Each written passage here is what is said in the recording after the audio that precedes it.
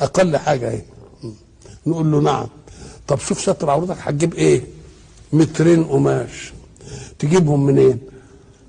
من تاجر التجزئه اللي ما عندوش الا توب واتنين عمال يقطع فيهم للناس. ادي واحده. وتاجر التجزئه جابهم منين؟ من تاجر الجمله. وتاجر الجمله جابهم منين؟ من النسيج. والنسيج جاب منين؟ جاب الغزل من المخزن. والغزل جاب منين؟ انا من المحلك. والمحلك جاب منين؟ جاب من الراجل المنتج للقطن. والقطن جه ازاي؟ قال لك بحراسه ومواد ومكن يطلع ميه وحديد يفحط في الارض. الله الله الله الله, الله. اذا عشان تستر عورتك في الركن عايز كل حركه دي كلها. شوف الحركه دي بتخدم ايه؟ بس ستر. ما قلتلكش الجوع. طب انت عايز تصلي مش عايز تاكل لك لقمه؟ هات اقل لقمه رغيف عيش حافي يا شيخ. طب تاكله منين؟ لازم عندنا في بقال راح جاب من